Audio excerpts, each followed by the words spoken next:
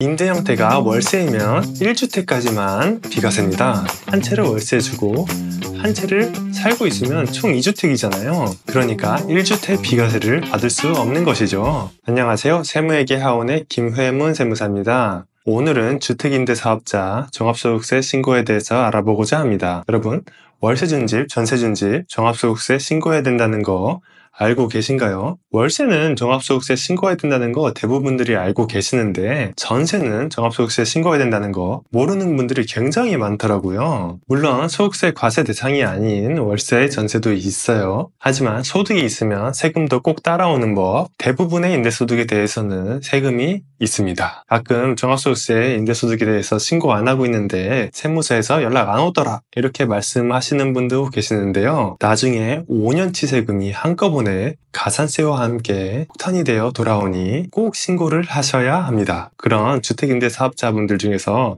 어떤 분들이 종합소득세 신고 대상인 건지 알아보도록 하겠습니다. 내가 신고를 해야 되는지 안 해도 되는지 여부는 주택수와 주택 형태에 따라 다릅니다. 먼저 주택수. 주택수는 1세대 기준이 아닌 부부 합산 주택수를 말합니다. 예를 들어 부부가 한 채씩 가지고 있으면 총 2주택인 거죠. 그럼 이런 경우는 어떨까요? 부부가 한 채씩 갖고 있고 자녀까지 한 채를 갖고 있는 거예요. 그러면 3주택일까요? 아니죠. 부부 합산이라고 했으니까 2주택인 것이죠. 보통 양도소득세는 1세대 기준으로 주택수를 판단하는데 여기서는 부부 합산으로만 판단한다는 거 기억해 두시고요. 그리고 아까 주택 임대 형태에 따라서 다르다고 했죠.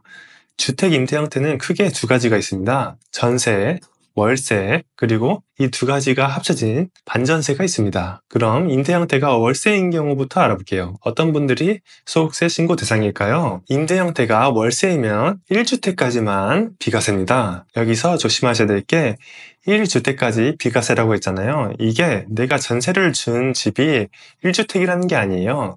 내가 소유하고 있는 주택, 그리고 배우자가 소유하고 있는 주택, 수 합쳐서 1주택이라는 거예요. 한 채를 월세 주고 한 채를 살고 있으면 총 2주택이잖아요. 그러니까 1주택 비과세를 받을 수 없는 것이죠. 그리고 또 하나 조심하셔야 될 게 있는데 내가 1주택만 소유하고 있고 그 1주택을 월세를 준다고 하더라도 이게 고가주택이면 비과세 혜택을 못 받습니다. 고가주택이란 기준시가 12억 원 이상인 주택을 말합니다. 기준시가 12억 이상이란 주택이라면 시세로 아마 15억, 17억 정도 할 거예요. 그럼 전세를 준 경우는 어떨까요? 전세의 경우 부부합산 2주택까지 비과세입니다. 여기서도 똑같이 조심하셔야 되는 게 내가 전세를 준 집이 2주택이라는 게 아니에요.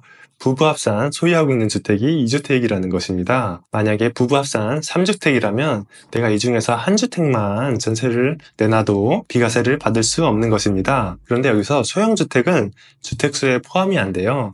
소형주택이란 40제곱미터 이하 그리고 기준시가 2억 원 이하인 주택을 말합니다. 그럼 이 두 가지가 합쳐진 반전세는 어떨까요? 요즘 반전세 형태로 임대하시는 분들이 굉장히 많죠? 반전세는 월세는 월세대로 판단하고 전세는 전세대로 판단을 하면 됩니다. 예를 들어 볼게요. 부부 합산 2주택자가 있어요. 그 중에서 하나를 반전세를 주는 것이죠. 그러면 월세 기준으로 우선 판단해 보겠습니다. 월세 기준으로 2주택이니까 1주택을 넘죠. 과세 대상인 거고요. 그리고 전세 부분에 대해서 판단을 하면 전세 2주택까지 비과세라고 했죠. 이분들은 부부합산으로 2주택이니까 비과세, 즉 과세 대상이 아닌 것이죠. 그러니까 월세에 대해서만 신고를 하시면 됩니다. 이제 소득을 어떻게 계산하는지 알아보겠는데요. 월세 소득은 굉장히 간단해요. 월세 소득은 월 50만 원씩 받는다고 해요. 그리고 여기다가 개월수를 곱해요. 1년 12개월이니까 총 600만 원이겠죠. 그리고 이게 소득이냐? 그건 아니고요. 여기서 단순 경비율이라든지 우리 비용들 있잖아요. 여기서 비용을 빼요. 그러면 한 월세 소득의 60% 또는 70% 정도가 나의 소득 금액이 될 거예요. 아까 월세 소득이 50만 원 그리고 12개월 해가지고 600만 원이라고 했죠. 그럼 600만 원에서 경비, 비용 등을 빼야 되니까 대충 400만 원, 500만 원이 소득으로 잡힐 거예요. 반면에 전세는 간주임대료로 판단을 해요.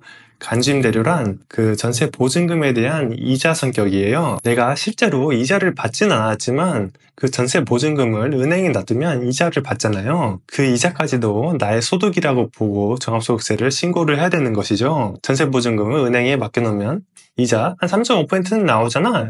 이런 개념입니다. 그럼 간주임대료는 어떻게 계산하느냐? 전세 보증금이 있죠. 여기서 3억 원을 뺍니다. 3억 원을 빼서 그 초과하는 부분에 대해서 정기예금 이자율 3.5%를 곱합니다. 이 금액이 간주임대료라는 것이에요.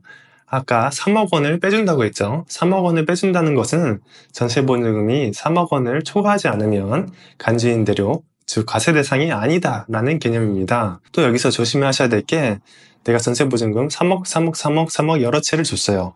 그러면 과세 대상일까요? 여기서 3억을 빼주는 개념은 전체 합산입니다. 그러니까 3억, 3억, 3억 이렇게 여러 채를 전세를 준다면 당연히 과세 대상이겠죠. 이렇게 간주임대료가 소득이 되고요. 반전세, 월세와 전세가 합쳐진 개념이라고 했죠.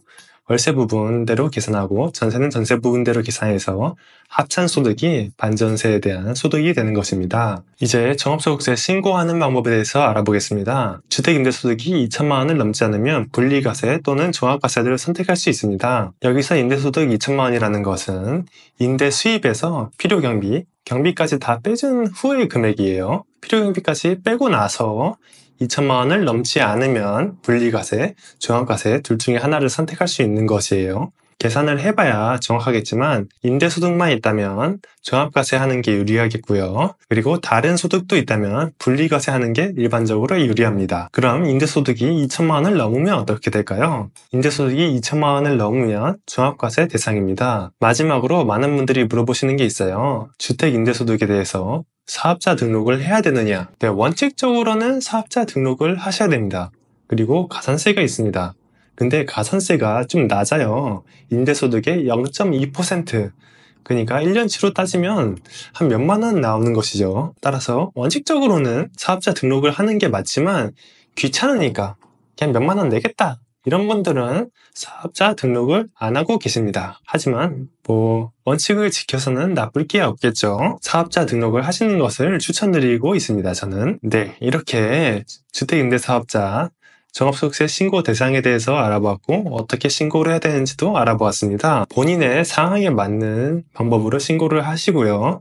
반드시 세무사와 상담 후에 신고를 하시는 게 유리하다는 점 말씀드립니다. 네, 지금까지 김현문 세무사였습니다. 감사합니다.